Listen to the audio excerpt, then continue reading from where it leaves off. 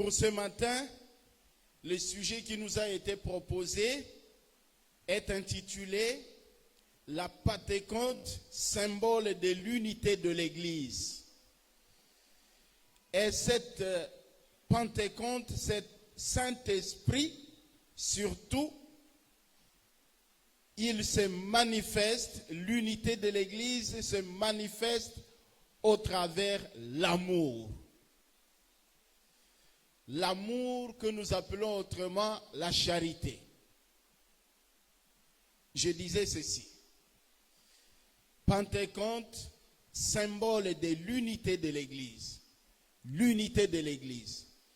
Et cette unité de l'Église se manifeste par quoi? Ça se manifeste par quoi? L'amour. Et c'est là où nous allons beaucoup plus nous attarder. Avant que nous puissions développer ce thème-là, nous voulons faire un petit rappel. Pour nous qui étions là le dimanche passé, le serviteur de Dieu, il a parlé de la part du Seigneur. Je m'excuse. Il a parlé de la part du Seigneur, toujours en rapport avec ce sujet-là de Pentecôte, qui cette fois-là, il a développé, il a dit que le Saint-Esprit engendre, donne les différents dons. Les différents dons qui sont donnés par le Saint-Esprit pour une vie en abondance. Et il avait développé en disant qu'il y a plusieurs dons selon que l'Esprit de Dieu donne à tel autre de l'exercice. Et même s'il y a plusieurs dons, il y a combien de dieux? Un seul Dieu qui donne cet esprit-là. Il y a, qui donne ces dons-là. Il y a un seul esprit. Et il y a un seul Sauveur et Seigneur, qui est Jésus-Christ. Quand il y a un don particulier qui se manifeste en toi, utilise-les pour la gloire de notre Dieu. Il ne faut pas s'enorgueillir. Il faut s'entraider avec ces dons-là, parce que Dieu t'a donné ces dons-là pour la gloire de son nom. Et nous étions sérieusement, moi particulièrement, j'étais vraiment béni. Pour ne pas nous attarder là, nous revenons sur le sujet que nous avons annoncé tout à l'heure là, en rapport avec Pentecôte qui est symbole de l'unité de l'Église. Et cette unité de l'Église se produit, se manifeste au travers l'amour. Quand j'ai vu le titre qui nous a été proposé, nous avons vu là-bas l'unité, l'Église, l'amour. Quand vous jetez un coup d'œil sur la compréhension simple de l'unité, l'unité n'est rien d'autre que le caractère de ce qui est un. Là où il y a l'harmonie. C'est un ensemble qui constitue l'unité. Et il y a l'harmonie dedans. Et cet ensemble-là constitue un tout. Un tout. Et comme nous pouvons le constater dans Actes chapitre 2, nous pouvons y aller rapidement. Actes chapitre 2, le verset premier, c'est notre verset clé de Pentecôte, et suivant. Actes des apôtres,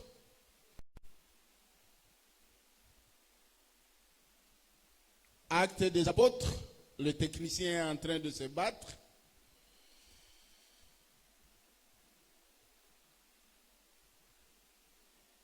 Voilà. S'il n'a pas trouvé, nous sommes obligés d'ouvrir. Oui, nous sommes dans Actes des Apôtres, chapitre 2, verset 1er et suivant. La parole de Dieu nous dit ceci.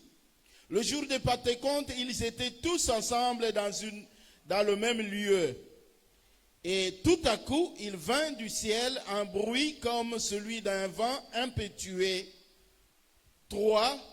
Des langues semblables à des langues de feu leur apparurent et séparées les unes des autres et se posèrent sur chacun d'eux. Et ils furent tous remplis du Saint-Esprit. Ça, c'est la manifestation directe du Saint-Esprit qui s'est manifestée ce jour-là sous forme de petites flammes là de feu sur la tête de chacun, sans exception. Là où ils étaient réunis, tout le monde avait ces signes-là. Chacun pouvait percevoir chez son ami ou bien le voisin, ces signes-là de Saint-Esprit. Et si vous descendez un peu plus en bas, au verset 42, nous avons sauté. Le verset 42 nous dit ceci.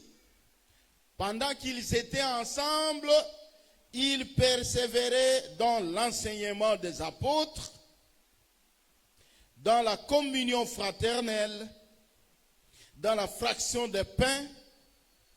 Ils persévéraient aussi dans la prière. Cette persévérance fait voir ici l'idée de l'unité. L'unité, l'harmonie, un tout. L'église, c'est quoi? En peu de mots, hier nous étions avec les catéchumènes. C'était parmi les questions qu'on leur avait posées. Il faut connaître aussi la définition de l'église. J'allais poser cette question-là à quelqu'un ici pour voir s'il avait retenu cette leçon-là.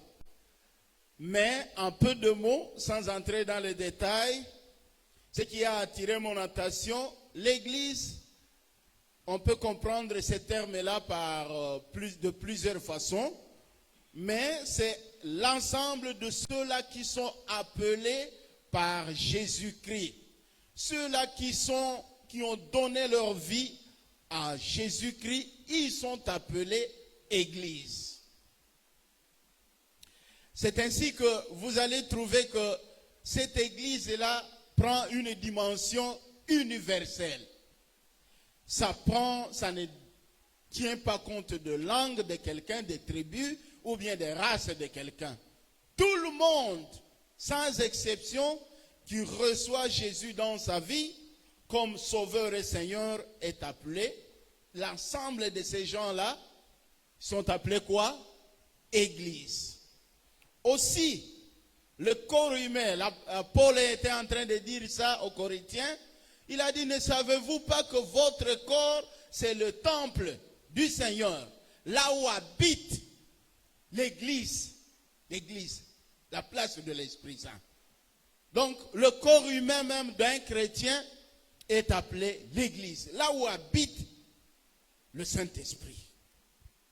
Et enfin, du point de vue de l'administration, ce sont des bâtisses, ce sont des maisons qui sont construites. On va parler de l'église CK20 Kabondo, de cette église-là. Et quand nous parlons de cette église, vous voyez déjà l'aspect de quoi? De l'administration dans l'église. Vous allez parler de pasteurs responsables. On va vous parler du conseil des anciens. On va vous parler de comités. C'est l'ensemble là. Et quand vous parlez de Kabondo comme église, il y a plusieurs éléments dedans qui constituent une unité. Et la parole de Dieu nous dit, ce qui doit caractériser cette église-là, c'est quoi? C'est l'unité c'est l'amour. L'amour par excellence. Nous n'avons pas voulu donner la définition de l'amour parce que c'est un mot que nous connaissons très bien.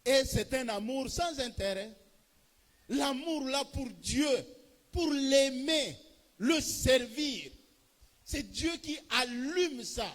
Vivre la sainteté.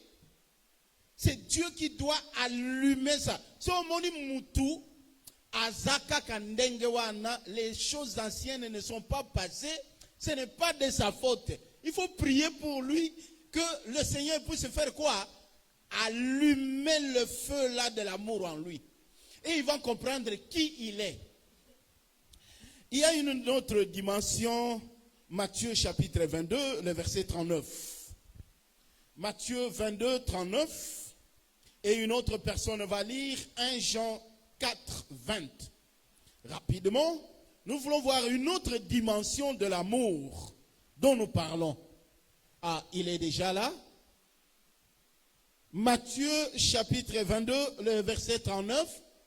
Et voici le second, qui est semblable, qui lui est semblable. Ça doit être le commandement. Tu aimeras ton prochain comme qui?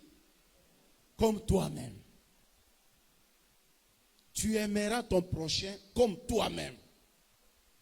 L'amour du prochain. L'amour du prochain. Aimer son prochain. Aimer son prochain. L'amour du prochain. Et c'est Jésus-Christ qui a donné ça. Il dit que c'est un commandement. Il ne donne pas une possibilité d'aimer l'autre, de manifester ce sentiment-là vers lui. Il dit, le deuxième commandement, et là c'est le premier même qui dépasse tout. Je me rappelle hier soir, dans notre prière en famille, nous étions en train de développer ça. Ceux-là qui ont les lecteurs de la Bible, ils savent le verset qu'on a lu hier dans Juge. L'amour du prochain. L'amour du prochain. Ici, le Seigneur ne donne pas ça comme un choix qu'il faut faire. Soit te okolinga mutu mozalani na yo, soit te okolinga yete. Alobi, c'est un commandement. Donc, ngalinga mingi service commandé. Et voilà, là il n'y a pas de discussion. Il faut aimer l'autre. Point barre, comme disent les Français. Il faut aimer. On ne donne pas d'autres options. C'est un commandement, c'est un ordre. Et aussi dans 1 Jean, qui a trouvé, qui peut faire la lecture rapidement. Est-ce qu'il y a quelqu'un? 1 Jean, chapitre 4, le verset 20. Il n'y a personne apparemment. Oui.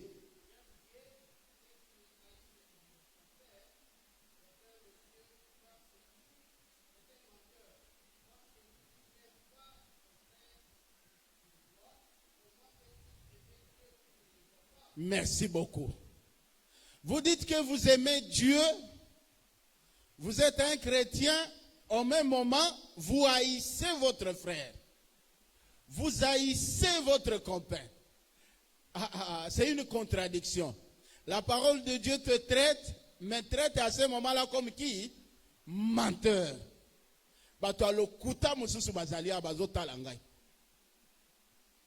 Et là, c'est mauvais. Nous devons rectifier les tirs. Quand nous disons que nous aimons le frère, ce sentiment-là doit être en nous. Et c'est ce qui va nous pousser, ce sentiment qui est en nous, le feu qui est en nous, pour respecter la parole de Dieu. Il faut pardonner. Ça sera automatique. Les gens ne vont pas s'épulmoner pour dire que tu puisses pardonner à l'autre. Il suffit qu'il y ait un petit couac, ça s'arrange automatiquement. Problème sans que ça arrange. Pourquoi? Parce qu'il y a un feu là-bas qui dit non, non, non, il faut arranger ça avec tel, il faut arranger ça avec tel. Il ne faut pas que Moye et Koufa, donc et Kendeko. Et que tu arranger dans nos têtes. Le feu là de l'amour, ça va t'aider à réparer vite le différend.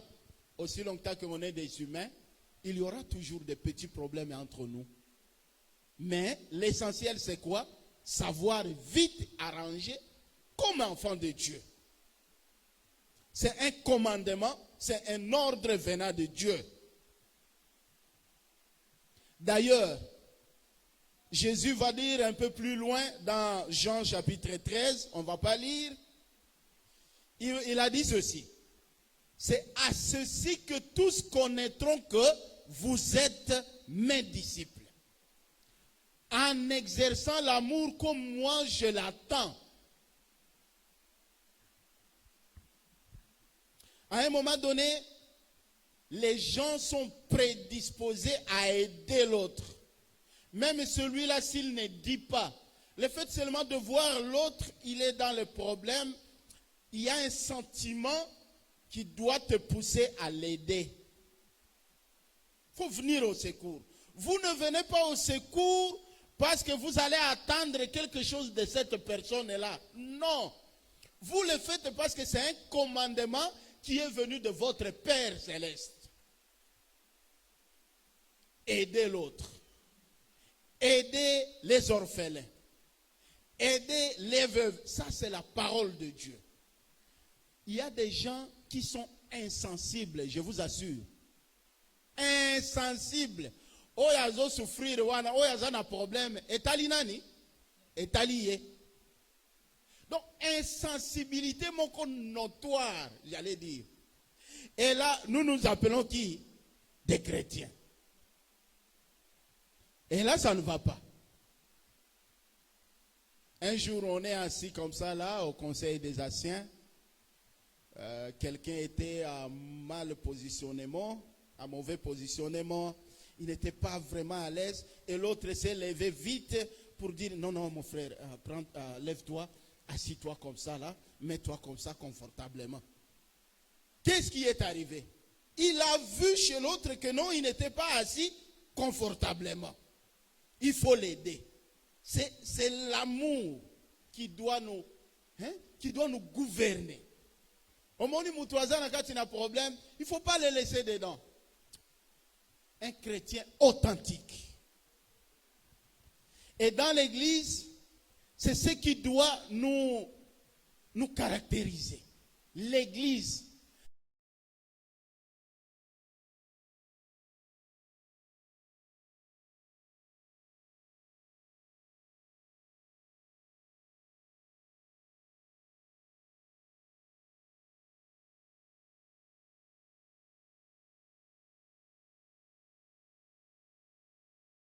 Produit ne va pas te laisser insensible quand tu vois Papa Gérard, par exemple, il veut décliner.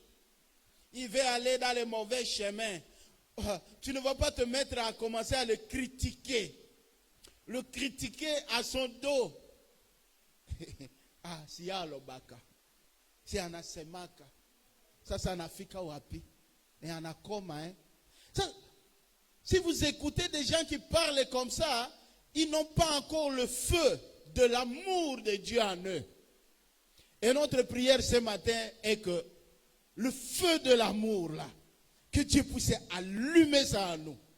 Ou bien rallumer, parce que c'était un peu éteint. Au contraire, quand vous voyez que l'autre a un peu de difficulté, il faut aller vers lui. Il faut l'aider. Pour chercher à faire quoi? À le récupérer. Mais à un moment donné, nous aussi, nous voulons seulement condamner. Non, il faut l'exclure de la table du Seigneur. Non, il faut juger.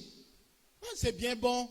Mais ce matin, la parole de Dieu, l'évangile, veut que nous ne puissions pas beaucoup mettre l'action sur le jugement de l'autre. S'il faut y arriver, ça doit venir en dernière position. Mais au début, qu'est-ce qui doit nous animer, mes chers amis? L'amour. L'amour. Et c'est ce qui va nous amener à aider les gens qui sont à problème, à aller visiter les amis qui sont à l'hôpital. Est-ce que tu l'as déjà fait ces derniers temps? Est-ce que tu as déjà aidé quelqu'un sur la route? Ici en ville, ils sont nombreux. Et là, il faut avoir les yeux de l'esprit. Il y a Saïdia et Saïdia. Parfois, il y a beaucoup d'escrocs là-bas. Si vous n'avez pas l'œil de Dieu, vous n'allez pas deviner. Tous ne sont pas des escrocs. Il y en a qui sont dans les besoins vrais. Il faut à un moment donné mettre la main dans la poche, vous lui donnez. C'est une bénédiction que vous attirez sur vous. Et vous accomplissez quoi? La parole de Dieu. Aider l'autre. L'amour, l'amour. Allons d'abord, c'est là où nous allons terminer notre exhortation de ce matin. Dans 2 Corinthiens, c'est un passage que nous connaissons très bien. 2 Corinthiens, chapitre 8. Chapitre 8e. Le verset 1er à 3, nous allons nous limiter là-bas. 2 Corinthiens, chapitre 8. Oui, le verset 1er et suivant. Nous sommes en train de parler, d'échanger avec nous tous en rapport avec la Pentecôte qui est sujet, qui est symbole de l'unité de l'Église. Et cette unité de l'Église se manifeste, se traduit par ce que nous appelons quoi? L'amour.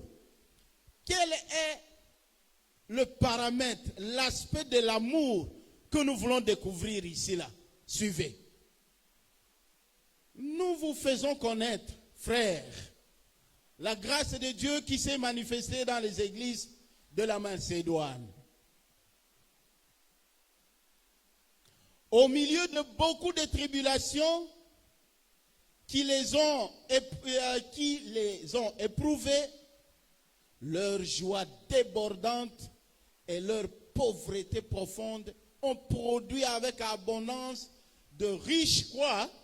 Libéralité de leur part.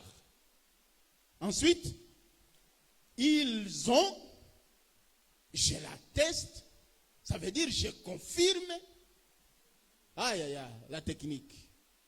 Ils ont, je l'atteste, donné volontairement selon leurs moyens et même au-delà de leurs moyens. On peut se limiter même là. Tu vas continuer la lecture après. La libéralité. Ça veut dire les offrandes. Mon frère, ma soeur,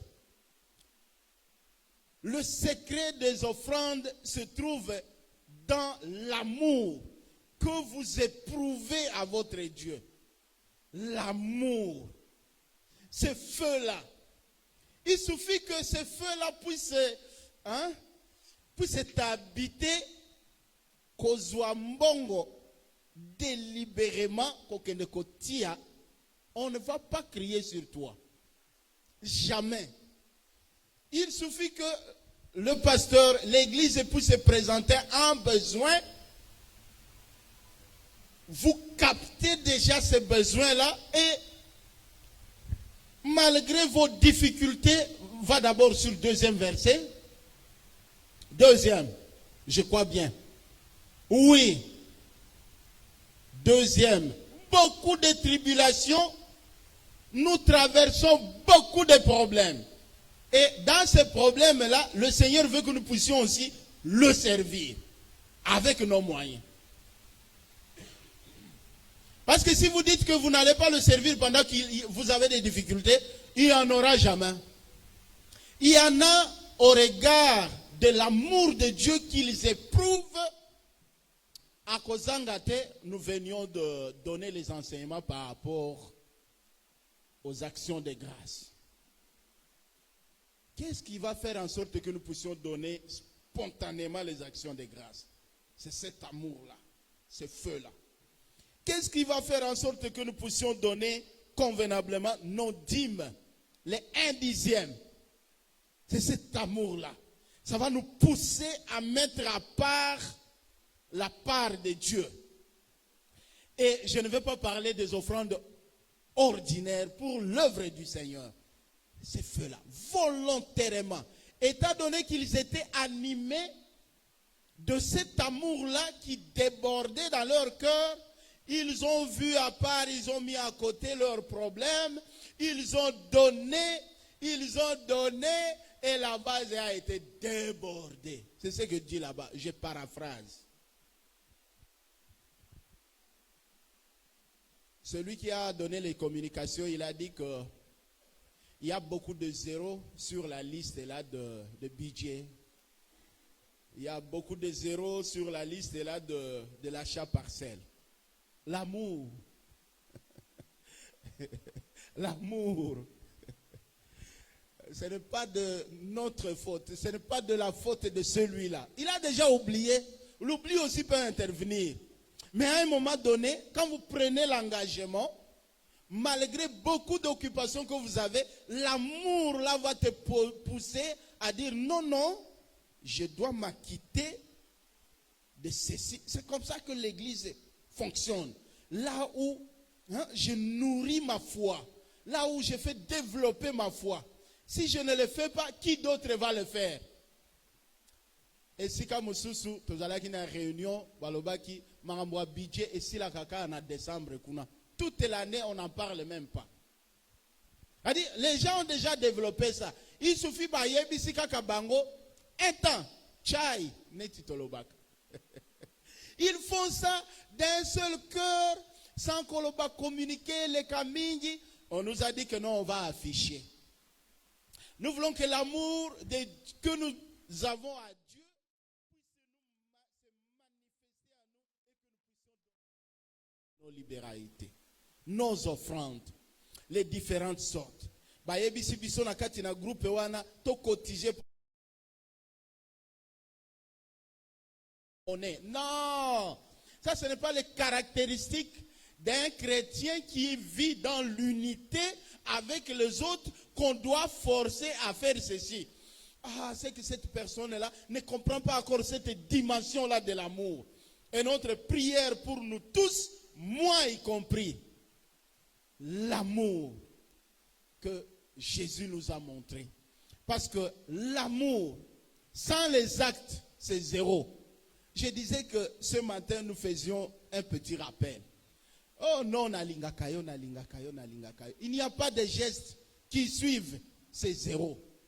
Que Dieu puisse nous aider, qu'il puisse allumer en nous cette disponibilité interne pour aimer comme Dieu il veut. Manifester l'amour comme notre Dieu il le veut. C'est un commandement, c'est un ordre. Quel travail que nous voulons faire à l'église? Nous sommes dans l'intercession. Faisons-le avec amour. Nous chantons. Faisons-le avec quoi? Amour. Nous le faisons pour Dieu. Nous voulons aller voir visiter quelqu'un ou quelqu'un autre. Faisons ça avec quoi? Amour. Non, non, nous voulons aller faire ceci ou cela. C'est à la maison où se trouvent papa, maman, les enfants. Nous sommes là. Nous devons nous entraider dans l'amour. Ça me fait à un moment donné des torts. Na circula kamingi na ville. Ok, no mona papa moko boye. Tala bombe. Azolia, azomela. Nanda kukuna zero. Zero. Ana mbongote. Okino mona ba papa ba goloba na kaneli ka bango. Okino mona mama tala bombe. Nanda kokuna bana bazoyenga. Ça ce n'est pas l'amour qui doit nous habiter. Il faut que l'amour pour ces enfants-là nous pousse à faire mieux comme Dieu le veut. Et à ce moment-là, nous allons voir la main du Seigneur sur nous. Et les bénédictions vont pleuvoir par la suite.